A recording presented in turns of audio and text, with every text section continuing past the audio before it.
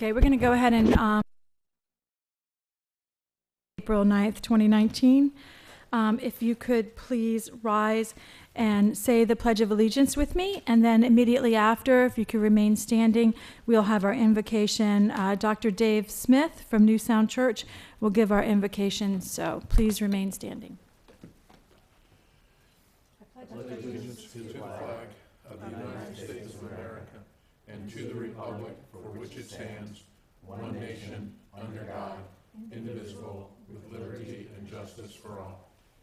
Pastor, if you could use the other. Oh, sorry. Yeah, we're down to one now. I'm loud, but I'll do it. Thank you. Thank you for being here. You're welcome. Thank you, everybody. Thank you, council and everybody.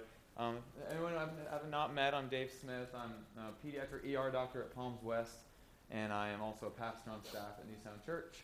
We launched about 15 months ago at Eagle Arts Academy, and then we've now moved to Wellington High School, and as of now, we're seeing about 1,000 people come every Sunday out to church. And so it's amazing to be a part of the community and feel very welcomed, and we just love being here. And we're going to make you use the microphone. So. Thank you.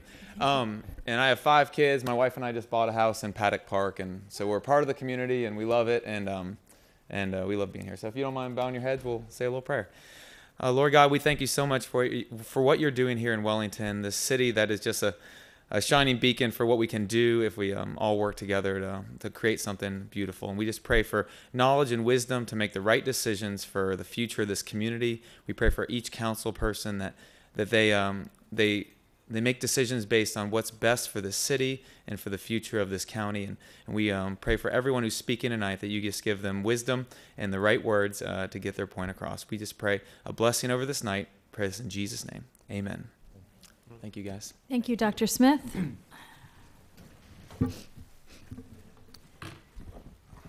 That will bring us to the approval of the agenda. Yes, ma'am. First thing we would like to do is postpone item 6A, which is a presentation of the American Public Works Association Reaccreditation Award, until the April 23rd agenda. APWA was not able to be here. And then to move consent item 7A, National Donate Life Month Proclamation, to item 6A under the presentations and proclamations. And with that, we'd recommend approval of the agenda. Move to approve as amended. Second. All in favor? Aye. All opposed? Hearing none. The agenda is now approved. And that brings us to the appointment of Vice Mayor. And that would also, we also need to appoint a vice president for the Acme Improvement District. And normally those are, the person holds both posts. Mayor and Vice Mayor. Okay, so. And what I would suggest in the future is that we simply, if council willing, that we adopt a policy that says that the mayor and the vice mayor serve as the president and vice president of Acme. What do we have to do to adopt that policy? Tell me to write it and I'll do it. Okay. I believe that we appointed the president and vice president at our annual landowners meeting. So for Acme. So we'll have to change it on our next Acme. We would have to change the policy to make them coincide. We can manage that. Vice President. Okay. Do you have something to say, Mr. Vice Mayor? No, well, it's okay with the council. I'd be very proud to appoint my colleague and friend, Michael Napoleon, as our next vice mayor. Can I also appoint him as VP of the Acme Improvement District now, or? I suppose you can. I'd like to include that then also. Complete abdication of responsibility. I am completely passing the ball to you. Are there any other nominations from the floor? From the, from the board? No. Hearing none, is there a second on that? Do we need a second? We do. All in favor of Vice Mayor Michael Dreyhouse and Vice President of Acme, Michael Napoleon. Nice you try. guys got me with it. Nice try, I know. Got me with the Michaels. Okay, so Michael Napoleon as Vice Mayor and Vice President of Acme. There's a motion and a second. All in favor? Aye. All opposed? Hearing none, motion passes unanimously. Congratulations, Mr. Vice Mayor. Thank you. Congratulations. And you did an excellent job, by the way. I don't feel like I did anything different. If I don't die, you guys, if I don't die, nothing that major happens. Please don't. It could happen. Can I thank you for staying healthy during my 1-year term? Absolutely. Glad to do it. Very well. Thank you, guys. Thanks for being good sports about all of it. Okay, Mr. that brings us Schofield. to presentations and proclamations, and the item under presentations and proclamations is a proclamation of Wellington, Florida's council declaring April as National Donate Life Month in Wellington. And I believe Ms. Baginski is here to make a presentation.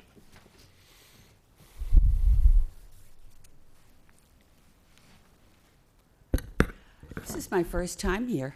You're kidding. I've Really? been over there, but I have never, I used to be in front of the council a lot in other jobs. Well, name and address for the record if you don't I'm mind. Maureen Baginski, and I live in Green Acres, but I'm a very long time Wellington resident from the 70s. So I miss Wellington, but, you know, I am where I am. Anyway, I've been an organ donor advocate, actually organ, eye, and tissue donor advocate for, believe it or not, 45 years. I've been doing this, I started to do this 45 years ago, about a year after I moved to Florida, to West Palm Beach. And we, I founded, I didn't found it, but I found an organization that fit right there for me. So I went to the meeting. I became secretary of the organization in one night, and it was called the Kidney Association, which is no longer, they merged with the foundation. But I've been doing this for, again, 45 years, and I do it with love and passion. I have to have my notes because these numbers change every day. Currently, there are well over 113,600 people waiting for a life-saving transplant. On each day, an average of 79 people will receive a transplant. However, 22 die every day waiting for that gift of life. Someone's added to the transplant list every 10 minutes, which is astounding if you think about it. This is the one thing that most people don't know, but apparently most everyone is in favor of organ donation, but only 58% are actually registered. And that's partly my job. We go around and we go to the DMVs, we speak, we do whatever we can. We have tabling events, but some of the myths and facts, we tell the myths and facts because a lot of people still believe those myths that they believed in the early 70s when I first started doing this. But I think most of you know that what I didn't know when I started doing this, that my son would need, my not even born son at the time, would be in need of a liver transplant because he was diagnosed with a rare disease called PSC, primary sclerosing cholangitis. And I don't know how many of you know, some of you do, but he grew up, born and raised, grew up here in Wellington, went to college, came back and became the community editor for the town crier. So he was a good Wellington boy. But, he subsequently passed away almost 4 years ago, and I still do it for him. I do it for my sister, and I do it for everyone. So I really appreciate your letting me come up here and speak and to talk about organ donation and spread the word. If you need any, if you have any questions. So how do we know if we are one? If our driver's license says we are one, then everyone knows we are one? No. Oh. Well, I mean, it's in the records. But the most important thing, tell your next of kin. Because if someone were to get, just say a car accident, and they didn't realize you were a donor, they could say no. They could override what we It could chose on our override. driver's license. Okay. And it's hard. There's some countries that have presumed consent. You are automatically an organ donor, but you can opt out. So in other words, instead of signing up to be an organ donor, you sign up to not be an organ donor. And there's about 7 countries right now. Nova Scotia just started. They're the first province in Canada, and they're trying to spread it throughout Canada. I'm not advocating that. I'm just telling you what they're doing in other countries. But I appreciate everybody, and miss y'all. Miss Lori. Yeah. I used to see her almost 3 times a week. Can you tell everyone the website where you can go to sign up? Yeah, you can go to donatelife.org. You can go to, is called unos.gov, and that is United Network of Organ Sharing. And but you can just Google donate, life, and that we train the people who work at the DMV. And they are, but you know how busy they are. You've seen the waiting line. You've been in the waiting lines. They don't have, they can't answer all the questions, but they can answer a few. And some things you can donate in your life. I mean, you can be on the list for a kidney. I don't know how you would do that because. Are you talking about live donation? Yeah. There's plenty. As a matter of fact, they started to perfect, after my son was too sick to actually get a transplant, partial liver transplants. Right. And that's what he needed. But he literally was too sick to have a transplant because he had complication after complication after complication. And, he's gone. Well, he was an amazing young man and a you big part knew of our, him. big part of our, quite a character to know. Yeah, And he was a musician too. He Yeah. was a newspaper guy during the day and a wild stage performer at night. a bit of a punker, right? Yeah. Kind of a. Yeah. But in the meantime, there's also a registry for bone marrow. That is a Yes. worldwide registry. Yes, And yes. I was. And it's separate that. from this. It is. I yeah. mean, it's not sort of. It is separate from this. But people don't realize you can save 8 lives right there. You can save 8 lives from the organs. But from tissue, you can have valves put in with the heart. You can have bone. The big one is skin for seriously burned patients who need skin donations. All of this is they're doing more new stuff. I don't hear as much about the hand and the face transplants myself, but you've read it in the newspaper. But it's interesting. That is my short version. I usually have a 3-page, 4-page thing. But I do have to keep it together because I have to look it up every day to see what the numbers are. Yeah. And it changes all the time. Well, thank you for bringing in awareness, and it really is something that we need to make sure our loved ones around us know, and our driver's license has the right notation, so It that. doesn't always say, because if you sign up before you get a driver's license, because I just signed up about a year ago, so I don't have a new license, so my license is still the existing license. You're in the system. Okay. But It's not on your license. You Okay. can't, you Right. can't always tell. Okay. Yeah, and you can always, I remember my sister died in 1970. I won't tell you how old I was, but I was very young, and I had it, because I drove, I had it on a little tiny piece of paper printed out and signed, because they didn't have anything like this in the 60s and the early 70s. Very good. All right. Any questions from the council? No? All right. Thank you for bringing this. Thank you very Thank you. much. Thank you very much. We're proud to support this. Thank you very much. Okay, that will bring us to the consent agenda. We do have one comment card on the consent agenda. That's for item 7D, I think. It's for the sod. Mr. Tooman is here to comment on that. And we also have a separate public comment card from Mr. Tooman. And this is the time we would take those. So it's your pleasure. We can hear those or pull it and put on the regular agenda, whichever you prefer. If it's a comment on the consent agenda, we should take it before we vote. Yes, we should take the comment before, yes. So, Mr. Vice Mayor, you want to announce Okay, this? well, I think Paul just did my job for me. But yes, we have Bruce Tooman with his own pre-printed comment cards for item number 7D on the consent agenda. Good evening. My name is Bruce Tooman. I reside at 752 Lake Wellington Drive in the village of Wellington. The explanation: the Public Works Department utilizes various sod types to maintain facilities throughout the village. How many acres of sod are we buying for $220,000? When we look at the price schedule, it looks like about 7 acres.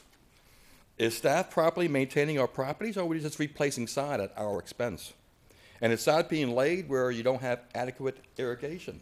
I take care of my yard. I spend a lot of money on it. I realize that. But if I maintain it, I don't have to replace the sod. Thank you. Just as a brief answer, most of that sod will go into sports fields where they're worn out. There is appropriate maintenance and irrigation for them. So with that, staff is recommending approval of the consent agenda. Is there a motion? Move to approve. Second. All in favor? Aye. All opposed, hearing none. Motion passes unanimously. Now, this is the first opportunity for public comment. We do have a public comment card from Mr. Tooman, so if you would like to do it now or wait till the end, whichever you prefer, Bruce. I'll do it now, thank you. Again, my name is Bruce Tooman. I reside at 752 Lake Wellington Drive in the village of Wellington. I'd like to thank you all for extending the amphitheater sound cable tunnel so people won't trip over the cables now. Thank you, thank you, thank you. However, did anybody ask the Park and Recreation where they should have the opening at? And why couldn't you find somebody to dig a straight line? Well, the state of Florida only requires a action summary written minutes. You could go further in our minutes, especially if you really wanted public input. Well, the public input needs not to be verbatim. I mean, God, you know, you want to hear me all the exact words I say, but a summary, like maybe Mr. Tooman addressed Village Ordinances, Chapter 2, Article 6, Division 6, Section 2-328, addressing the required number of board members. Not verbatim, but it gives the antenna cost. This would also meet Section 6, Village Council, Item 1, which says recording in full of all minutes of meetings. Now, I realize when I send you my emails, it's public information. But when I send it to you, I expect you to get it first, not the staff. If I wanted the staff to address my concerns, or the entire council, I would send it to the entire council or the staff.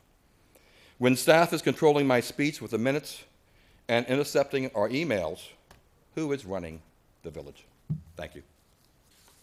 Very well. Okay. That brings us to, what's next on our agenda? That will bring us to public hearings, and the first item under public hearings is ordinance number 2019-03, nightclubs, and ordinance of Wellington, Florida's council amending Article 3 definitions, amending Article 6, Table 6.4-1, use regulation schedule, Table 6.8-2, Plan Development District Use Regulation Schedule, and Table C, EOZD permitted, conditional and prohibited uses, amending Section 6.4.4, Supplementary Use Standards of the Land Development Regulations of the Village of Wellington, Florida, relating to uses to regulate the location of nightclub businesses and create operation standards and requirements, providing a conflicts clause, providing for codification, providing a severability clause, and providing an effective date. Ms. Newman will read by title, and Mr. Basehart is here to present. This is first reading. Ordinance number 2019-03, an ordinance of Wellington, Florida's council, amending Article 3 definitions, amending Article 6, Table 6.4-1, use regulation schedule, Table 6.8-2, Plan Development District use regulation schedule, and Table C, EOZD permitted, conditional, and prohibited uses, amending Section 6.4.4, Supplementary Use Standards of the Land Development Regulations of the Village of Wellington, Florida, relating to uses, to regulate the location of nightclub businesses and create operation standards and requirements, providing a conflicts clause, providing for codification, providing a severability clause, and providing an effective date. Good evening. Thank you. This ordinance is intended to further the efforts that the council has made over the last couple of years to do everything possible to minimize or hopefully eliminate, or at least minimize the negative effects that facilities, businesses that operate as what we would generally refer to as nightclubs have on the surrounding public. Some of the issues that have been associated with nightclub activity are underage drinking, patrons overindulging in alcohol and leaving and being the cause or part of the cause of accidents, some of them which have been fatal over the last few years. Also instances of vandalism in parking lots and in surrounding neighborhoods, and even fights and things of that nature. So the initiation of this effort was actually made by the Sheriff's Department. They provided us with a copy of an ordinance that the county has recently adopted, and suggested that it'd be good if we could adopt something similar, or just adopt the county ordinance.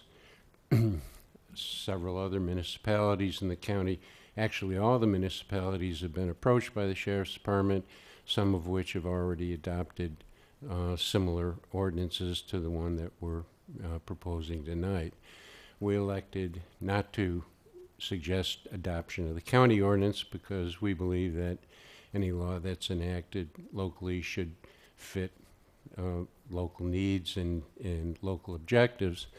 And taking a look at the county ordinance, a lot of the things that were proposed, or a lot of the things that were in the county ordinance, are already in our code. So to try to keep things simple and not duplicate language in the code was another reason why we wrote this ordinance. Basically, what the ordinance does is there's basically three components. One is we've amended the definitions in the code to create a definition for nightclub, and we've made minor modifications to the definitions of cocktail lounge and restaurant. Second thing that we did was we created the standards that are implemented by this ordinance. Will go into section 6.4.4 of the land development regulations, which is this part of the code that's known as supplemental regulations. And basically what we've done is we've established criteria for determining if a particular business is a nightclub. I'd like to point out that it's possible that some businesses may be not nightclubs in most of the day or most of the week, but in parts of the day or week they may function that way, and that's accommodated, by this ordinance. And the particular requirements that we've included first is a set of criteria that would determine whether a particular business was functioning as a nightclub or not. And so they could be a restaurant during the day that we would normally just qualify as a restaurant, yes. But they could still be a nightclub at night if they met what prongs are those? Well, first of all, automatically, if there was an admission charge, or if you had to become, you had to pay a one-time membership fee, those would automatically, make you a nightclub. And then other than that, if those don't apply, there are 6 criteria that were put into the code, and if you meet 4 of those criteria, then you would be a nightclub. So a country club, if they have an initiation fee, that wouldn't be a nightclub? No, because they have annual membership fees, and it's not a one There night. are certain types of businesses, I've been told, I don't know myself, but certain types of businesses that sometimes charge a patron to get around code requirements, actually charge patrons a one-time membership fee of a certain number of dollars to get in the first time you ever go there, and you get a card, and then you never have to do that again. That's the kind of action that this code So they don't addresses. necessarily have to be serving alcohol to be a nightclub? They could just be doing this fee? Nightclub or alcohol sales is one of the 6 criteria. Okay, so they charge a fee and they have this other, that's what I'm trying to get to. Ms. Cohen, The definition of nightclub says any Right. commercial establishment at which alcohol is sold. So that's your first step. Then the second step is if you are charging that one-time fee. And if you don't fit that, then you have to check 4 of the 6 boxes of things you can do that turn you into a nightclub to fall within the ordinance. Exactly. And the Before we go any further, Ms. Cohen, this is quasi judicial? No, this is legislative.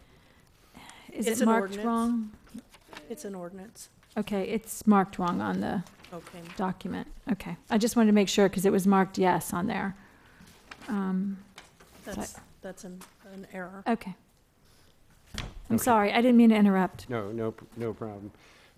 The primary regulatory issues that this ordinance addresses is, one, it has admission requirements. Any business that's functioning as a nightclub is prohibited from allowing anyone under legal drinking age in, with there are exceptions. Employees don't necessarily have to meet the minimum drinking age, and members of the military do not. Secondly, there's a requirement for providing security, and the requirement is 1 security personnel, either a Class D licensed security officer or an off-duty law enforcement officer, 1 for every 150 persons that the facility can accommodate. And those are the last component is that we had to amend the use tables, and what we're proposing is that first of all, there's an exemption for any existing businesses in town, but any new businesses that come in that would meet the requirements or meet the criteria to be a nightclub would require conditional use approval granted by the village council. There's an exemption for existing businesses. They don't have to get village council approval, but they do have to comply with the operational requirements in the code.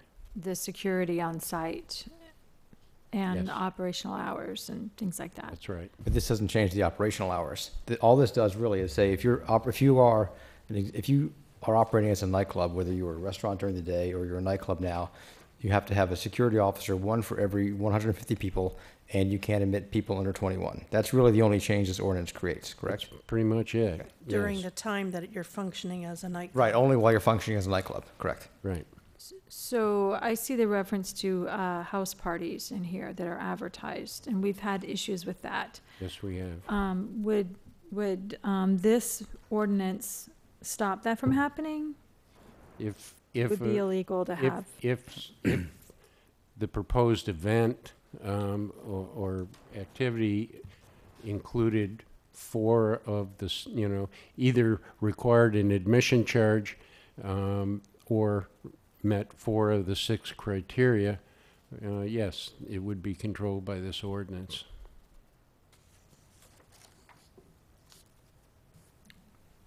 Mr. Bates, you were going to make a wording change? Yes, I wanted to point out that we have vetted this ordinance pretty thoroughly. To start off with, we got a list of every business in Wellington that has a liquor license. We went through that list and whittled it down to all of those businesses that could potentially meet the criteria, and that was was about 16. And I sent a letter to each one of those personally, to the operator of, who the person listed on the BTR as the manager or the person in charge, included a copy of the ordinance, a copy of the staff report, and a letter that explained how the ordinance works and what it does, and I gave my contact information. I was contacted by 3 people, and 2 of them wouldn't necessarily be nightclubs under the provisions of this ordinance. but, you know, the initial list was, we sent to 70 businesses.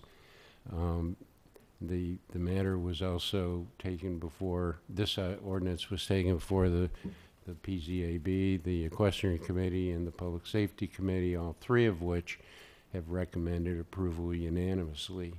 In discussing the ordinance with one person that did contact me, an issue was pointed out which I don't really think is an issue, but for clarification's sake, if you'd turn to page 480. I'm sorry, We don't have a 460, 480. maybe? 460? Sorry. Yeah. Okay. Where the zoning table is? No. Let me find it.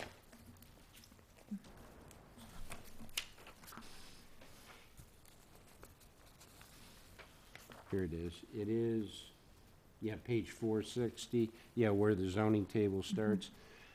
If you see under E, it says nightclub establishments located at equestrian facilities within the EOZD may only be open for business during the days and hours that equestrian competition events are being conducted on the property where they are located. I would propose that we take out and hours, so just make it days. During the days that the equestrian competition, Because oftentimes, Right, they're open before or after the competition is occurring. that's right, draw. and you may recall, for instance, the showgrounds. All right, they have a permanent approval, and there were hours of operation limitations that were put in there, and the conditions allow them to operate what could function as a nightclub for a couple hours after the competition starts on 2 days of the week. So the hours of the facility are controlled and regulated, by the approval conditions for the equestrian arena approval that they got. And, somebody could argue that this provision, without taking the hours out, would make them, would eliminate that approval that was granted by the council. but they And already have hour limitations on there, They do. correct? So they have hour limitations, you're just suggesting it doesn't match this part of it. What I'm saying is that the word "and" hours is unnecessary. And it conflicts with their approved hours? Yes, it does. Okay. So strike those two. Mr. Basehart, have we gotten any objections from anyone to the proposed ordinance? No. There is one minor point of Bob's testimony I'd like to clarify. Out of the three responses he got, the two that they were able to determine were not nightclubs, identified themselves. The one where no determination was made was anonymous. We don't in fact know who it was. Right. Okay. Mr. Basehart, let's go back to the mayor's question relative to page 459, section 76A, which is, I guess, lines 4 through 7 there, that talks about nightclub means any commercial establishment at which a cover charge, door charge, contribution requirement, or one-time membership fee is paid at the door. And then it goes on and talks about drink requirements. Right. The question there, are those terms defined somewhere else in the code, meaning cover charge, door charge? Membership fee, one-time membership fee. I don't think those terms are defined in the code, no. Okay, I guess what my concern here is that if this doesn't have some kind of hours or something placed with it, if you had to pay a cover charge to go into anywhere, Let's that say it's automatically becomes a nightclub. like a charity event or, Correct. Well, if you go to the prior page, line 40, it says nightclub means any commercial establishment at which alcohol is sold and consumed, and at which at one time is determined to be a nightclub by application of the factors set forth in Article 6. So I don't think it would apply to the type of use. I mean, maybe it does. I don't think it does. Ms. Cohen, Yeah. do you have an Yeah. opinion on that? Well, you're looking at two different sections, so you're looking at the general definitions that apply throughout the code on page 458, and then on page 459, you're looking at the supplemental use standards definitions. So the definition on page 459 is a more specific definition for purposes of the nightclub operation. Correct, because then when you get to the next set of factors, the comes back at factor 4, alcohol is sold. And you could be a nightclub even if alcohol is not sold, if you meet 4 of these If criteria. your dance floor, Without the alcohol. The change that I think 76A requires is some kind of time frame, meaning after 9 p.m. or something. after midnight Isn't to it, 8. they're not a midnight to 8 a.m. That's time That's in the frame. Part of the criteria section. below. That's number 2, yeah. Mr. Basar, you said that at least I understood that you modeled this after the county ordinance, but we made some Wellington-specific modifications. Yes. So how did the county ordinance compare in Well, this regard? This same, in 76A, at the top of page 459, that's directly out of the county ordinance. But I think, as Mr. Schofield pointed out, one of the criteria is that that would potentially make you a nightclub if the establishment is open to the public anytime between midnight and 8 a.m. Maybe we could add a word or two to the provision above, as suggested.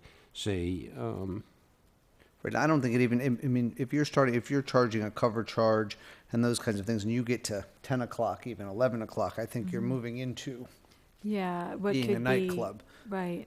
Right, I understand the midnight to 8 when you're looking at the multiplicity of other factors. right. And you have to hit 4 of these. Right, so that's a 6. different thing. But here, I just think that we protect ourselves if we put a time frame here.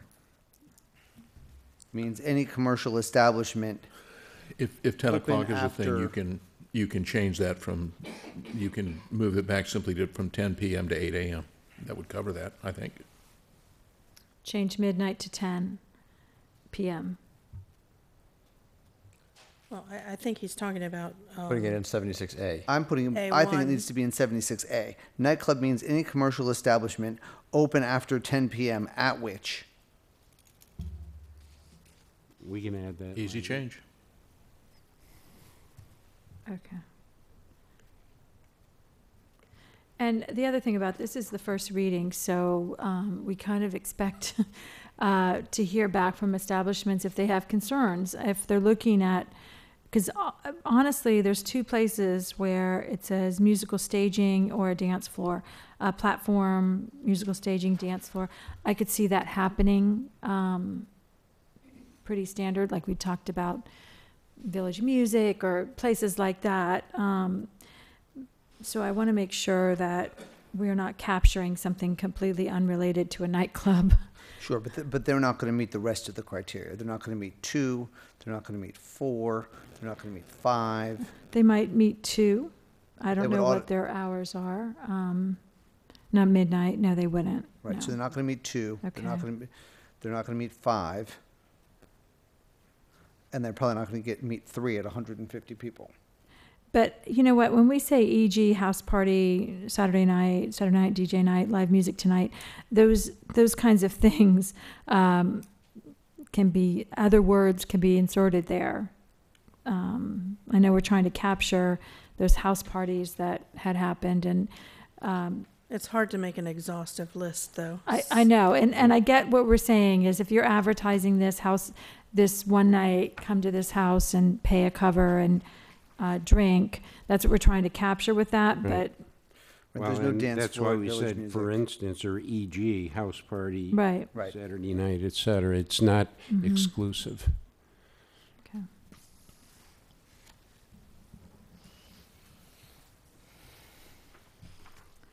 All right, well, I just want to thank you. The work that's gone into this is obviously, it's not easy trying to parse this out to capture what we're trying to do. And we've also heard from people saying, I don't want my young person to have to travel all the way downtown and be under another kind of risk if they could just Uber someplace locally. So we're not suggesting that we don't have entertainment here. And I think we're trying very hard to keep it under control with security. I think that's the main focus of this. I think that's exactly right. I mean, I think we want businesses to operate successfully and safely. I mean, the bottom line is that job one for us is protecting the public safety and doing it in a way that allows businesses to be successful and patrons to be safe is what we're doing here. I mean, I think that you've done a good job. I think this is tailored. I think it's understandable. I think you've gone out of your way to make sure that it's non-duplicative to other sections of the code. I think this is a good ordinance. The And thing if you I'd meet like these to, criteria, you should have security at the event because it's a big enough event with alcohol that could invite problems. So you should have security there, and we're going to Correct. And mandate that. if you want to be a successful business, you should want to have that security Correct. too. I mean, it should be obvious. at the end of the day, what this does, and Bob did a good job of crafting the language and tailoring it to Wellington. It doesn't discourage nightclubs. It doesn't say we don't want nightclubs here. What it says is if you are here, there are a couple of extra things we want you to do, and that is really have some security and make sure there's nobody under 21 in your restaurant, in your club drinking. And that is really what it does. And I think it's important to note that this is maybe initiated is not the right word, but in conjunction with the Palm Beach Sheriff's Office that we're doing this with. Correct. Because, we're all trying to work to keep our residents safe. And so it's a cooperation with PBSO. And they're required to be responsible. So if they see someone intoxicated, they're expected to prevent them from leaving the establishment. There are obligations behind serving alcohol. Yes, there are, and that's part of what the security's for. Well, I mean, if there's no other comments, I would move to approve. We need to We open need a public to hearing know- first. We Comment need a first. public hearing. Okay, Okay. so moved. Second. All in favor? Aye. Aye. All opposed, hearing none.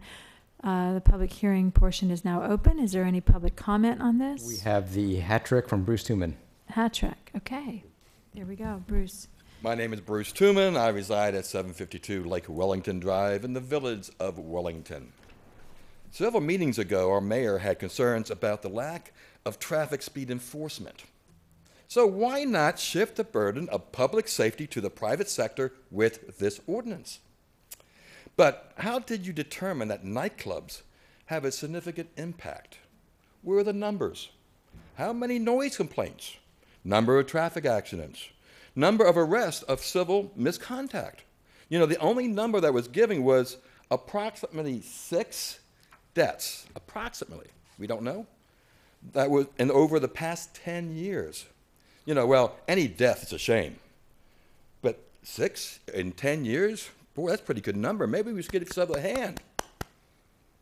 We have laws and ordinance on the books already to deal with underage drinking, public intoxication, DUIs, and using fake identification. Why do we need more? Now, if this is a safety issue, why are there several exceptions? But I look at it and say, I think the country clubs and our events at the amphitheater are going to be included. Remember, we had 3,000 people at the amphitheater a couple months ago. That would require 20 officers instead of the one that we only use, thus increasing our costs to have events. Is the shall in item 76A, item B, the same as the shall in other ordinances? We talked about that. Now, these private businesses already have security. They usually use off-duty officers. And they have a lot of liability. They can get sued. They can get brought in for DUI if they offer somebody a drink. Where did that 150 occupancy per officer come from in item B? Was it the police that said we need more? If the required number of security officers doesn't prevent or deter adverse impact, will the village be partially liable? Now, if you want to dictate security and operating requirements for these specific businesses, then be good stewards of our taxes by reducing the police force. We won't need as many public officers because we have private sectors taking care of the security. Thank you. Good use of time. It got to you 3 minutes. Any other public comment? We will take it. You just have to fill out a card. You can come up and speak if you're willing to fill out a card afterwards. Just come and give your name and address, if you will, for the record. And then if you'll step over here afterwards and fill out the card. Thank you. Good evening. My name's Catherine Green. I moved to Wellington in 1987, and I'm raising 6 kids in the village. I have a business that services this area, but I am also one of the bartenders in one of the businesses that you're considering to be a nightclub. And my boss couldn't be here tonight, so I told him I'd just pop in to get a feel of what our criteria is. And I did look over the 6 requirements that make you a nightclub, and I feel like it's kind of fuzzy lines. I'm just taking where I work in particular, and, you know, I understand the capacity, I understand, but the fuzzy lines come into play. Like, I know you're just debating if this nightclub kicks in at midnight or if it kicks in at 10 o'clock, and that's yet to be defined. But the real question is the 150 capacity. It's seldom that one of these businesses have 150 people in them at midnight. So at what point do the numbers matter for capacity, for requiring security to be on premise? And the security, I saw that they had to have the Class D license or an off-duty officer, and I understand that.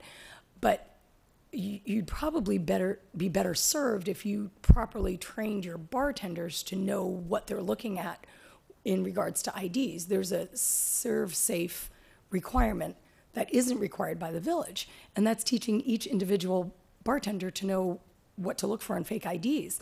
When it's equestrian season, we get a lot of people from different countries. The officers don't know those IDs. Sorry, no offense, but they could look at them. We're getting passports and stuff like that. So I think a little education there would actually serve better, because I'm just not real clear on what the security officers are going to do. And they said there's supposed to be one required inside and outside. Whereas I just think there's a lot of fuzzy lines. Like, as far as a stage goes, like, I work at JoJo's, just to give an example. And we have a stage, but we use it for trivia and bingo, and it wraps up by 9 p.m. We don't have live music. So technically, we do fall into, I think it's number 4, but we don't. So I'm just having a little bit of trouble figuring out if we're really a nightclub, because we're a family-friendly establishment, and we don't want to be considered a nightclub. And normally we don't answer this, but I think we did specifically look at JoJo's, and the way you operate, you have not in any time we have seen ever operate as a nightclub. You operate as a restaurant. Okay. And there's no intention that restaurants who serve alcohol are treated as nightclubs. And what I would suggest is you spend some time with Mr. Basehart, and I believe we can clarify that for you. Okay. I appreciate it. Thank you. Okay. Yes, just fill out the card, name and address on the card, and thank you for your comments. We appreciate it. And that's really the conversation that we're all trying to have is, and 150, they're not going to have For the most part, when you're looking at at restaurants midnight. that serve alcohol, they're not nightclubs, they're restaurants. And if they're open after midnight, they're still restaurants. But when you look at page 458, JoJo's, a place that we all go, would be out, because they provide that the sales of service and food is available at all times when the business is open. That's the. And that's one of the major distinctions. The distinction Nightclubs right typically there. don't serve a full menu. But they might have a stand-up comedy night, but that wouldn't negate the other issue with foods available and. Correct. As long as that's the case, then you never get to the other part. All right. And that is why we're having this first reading. We're going to have another reading. So as we're looking for those distinctions, we encourage that kind of interaction with the community businesses so that we're not inadvertently doing something. Now, in regards to Mr. Tooman's question about the amphitheater, they never go past midnight at the amphitheater. Right. They do serve alcohol sometimes at food trucks, and if they do, they have PBSO on site. That's a requirement that the village has. Yes. They have what ends up being a dance floor. I don't think we intended it that way, but it ends up being a dance floor there and a stage that's elevated. And then the other thing is that when on events where our attendance is 3,000, there are generally not 3,000 people there at one time. I've seen several times, 3,000 I people. said there. generally, not always. But in fact, it doesn't meet the requirements because it doesn't have, it doesn't have 4 of those 6. Yes. All right.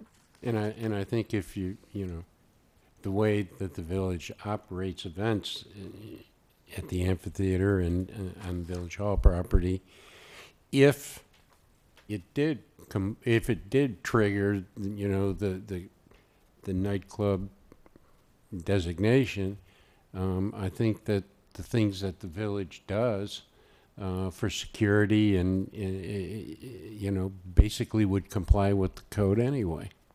Well, it wouldn't be 1 for every 150. That portion. I we do wouldn't. not, you know, we have not run an event that would basically put us in the definition of a nightclub. But the nightclub here is also calls for an establishment. I mean, it Right. calls Yes. for there to be a structure. Right. Correct. But having said that, our events typically, you know, we're not looking for a crowd that is there just to drink and have some type of entertainment. That is not the kind of events that we run. And now, the amphitheater, the events there are, you know, clearly not we're not a commercial Correct. establishment. We're a Correct. governmental entity Correct. putting on events for the public. And so, in my view, it does not fall within the provisions of this ordinance. But nevertheless, we have security there for all of our events, so. Right.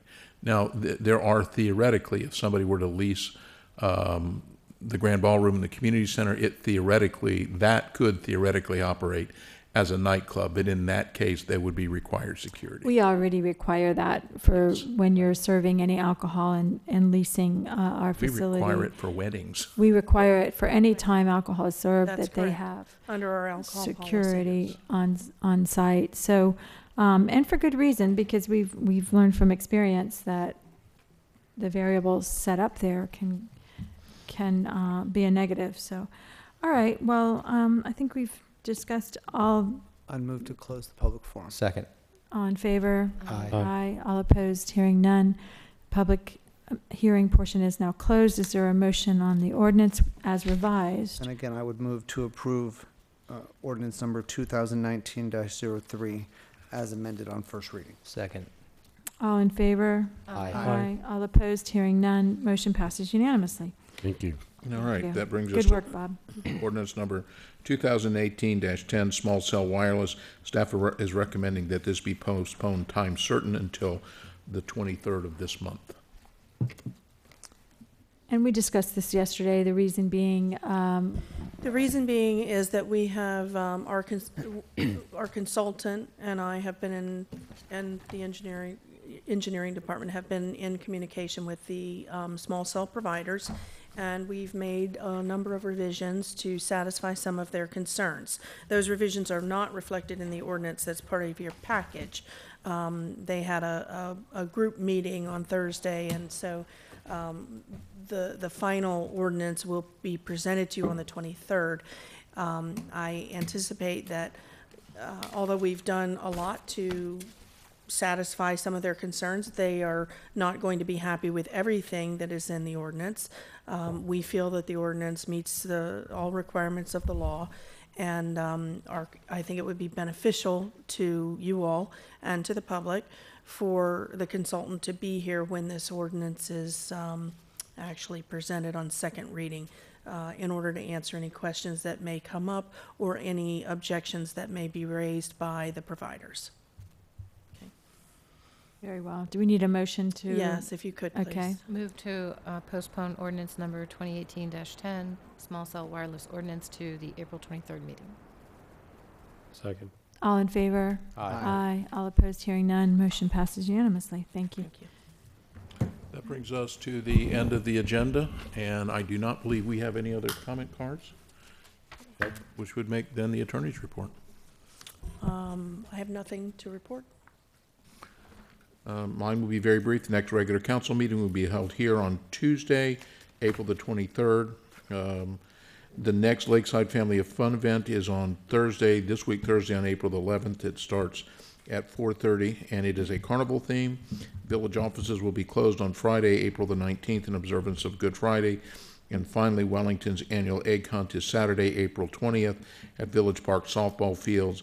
And I want to emphasize that it begins promptly at 10 o'clock. When that gun goes off at 10, if you are not there, those fields will be clean within. It's not a gun, it's a 10:05. horn. It's a Yes. horn, but it's not a gun, Yes. but It's a it- horn. when It's a it horn, happens, sorry. it's over. It is It's, amazing how quickly they clean up. yes, That they, entire, those that entire eggs. event will devouring be a over field. by 10:07. I mean, yeah. And Yes. we always have people straggling from the parking lot, and we feel terrible. And there may be some eggs held back for that purpose because There are. it is difficult to park and get out there with children and make it. But yeah, give yourselves plenty of time to get there.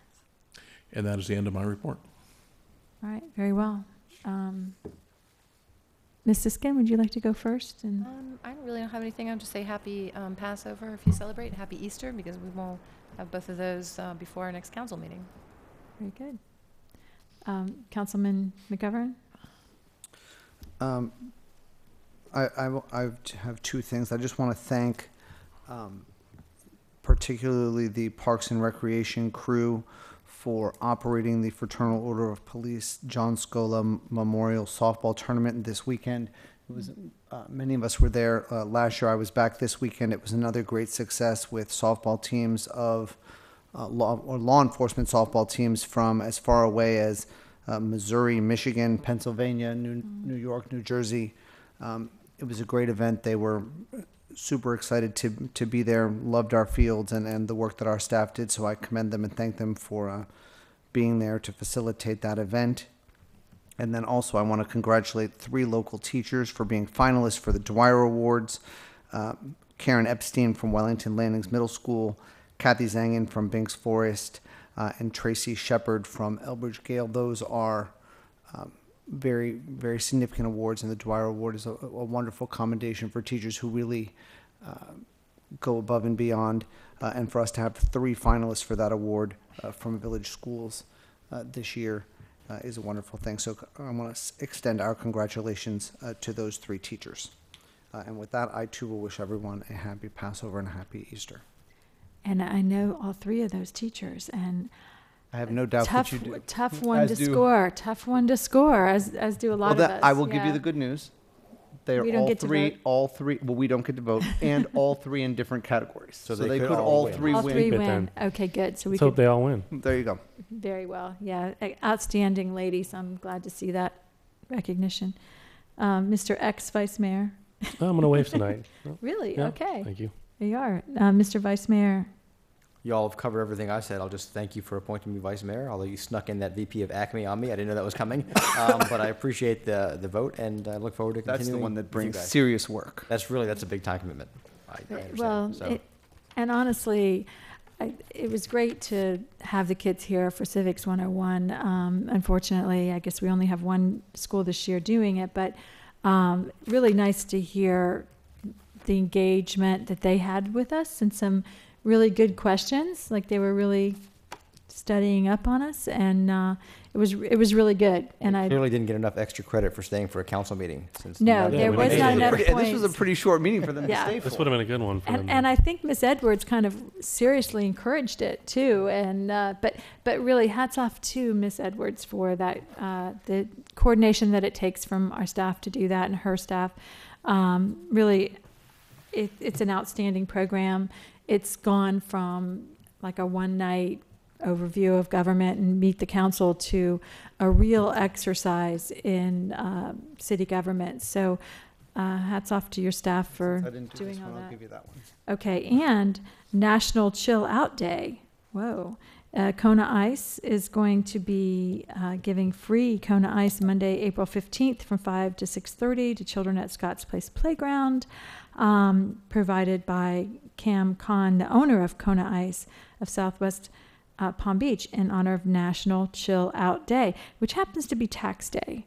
So after for those 5 parents, they can bring their kids to Scott's Place That's and get a right. free icing. get a free Kona Ice. Very good. And it does say, enjoy a free treat after the stress of meeting the federal tax deadline. But I think you can still mail them up to midnight. So some of the parents might get the ice and then run to the post office.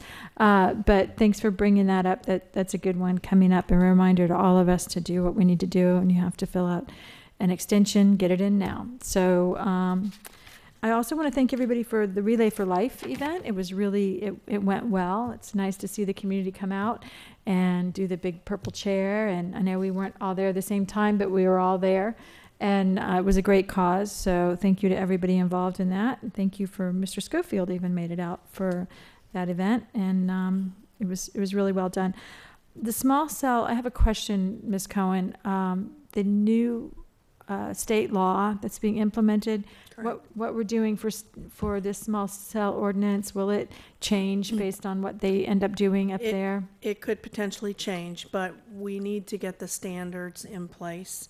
And we have an agreement with the small cell providers that they won't be submitting any applications until we can get this ordinance adopted. So it is in our best interests to go ahead and adopt it. And then if we need to amend it based on what the legislature does, then we will have to do that at a later date. And it's been truly a difficult battle because of really the money invested in communications. Just really a lot of lobbyists up there, and it hasn't really given us a very good feeling. Again, feels like a little bit of disregard for local government and really not viewing us in the right light, because there's none of us that want our residents to have less cell service.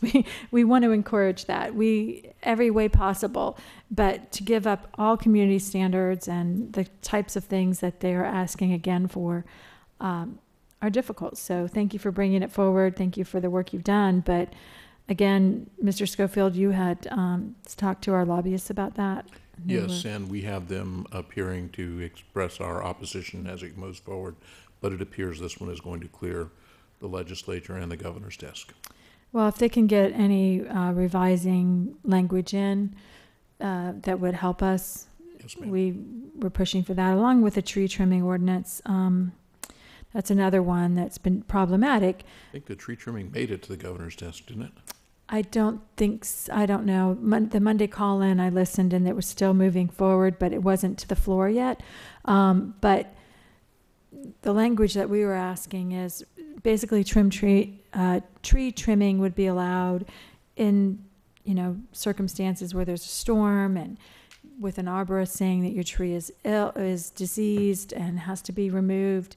Certifications like that would still happen, but the part that was problematic for me looking at that was you could one by one lose all your trees and our canopy could be gone. They clearly stated they would not have to mitigate for those trees. And we did provide the language, and it was just a brief language that said that mitigation would be required where there was a minimum tree standard.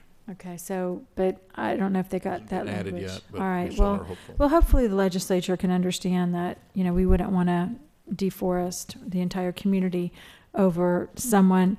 I spoke to Senator Albritton about that, and my example was, you're trying to fix a problem statewide that really happened one place. So hopefully we can get that revision in there to make sure that we can still meet our minimum standards for trees, because it's important. We're a tree city. It's important for cooling our area, and that's something that we feel very strongly about. Okay, so evidently we did pretty well in the Let's Move competition. So tomorrow night I'll be at the South Florida Science Museum at 6 o'clock. Anybody wants to go? Wear your headbands and your jogging shorts and come on out and celebrate the Let's Move campaign. So Is that really the attire? No, it's really not the attire. I'm just trying to Mr. talk Barnes. you into it. Well, I think I asked Mr. Barnes if he wanted to attend. I don't know. He's done so much work behind this and always been such a good sport about it. But hopefully he'll be able to attend that too. And I said, if you want to wear the headband and the Miami Dolphins colors or whatever. Mr. Barnes will be happy to provide the village uniform for the event. Village uniform. Okay. Would be one that he would wear. Right. All right. Okay. Very well. So thank you for that. I'm really proud of the way everyone stepped it up for that, and we've done it repeatedly. So I appreciate it. This meeting is adjourned.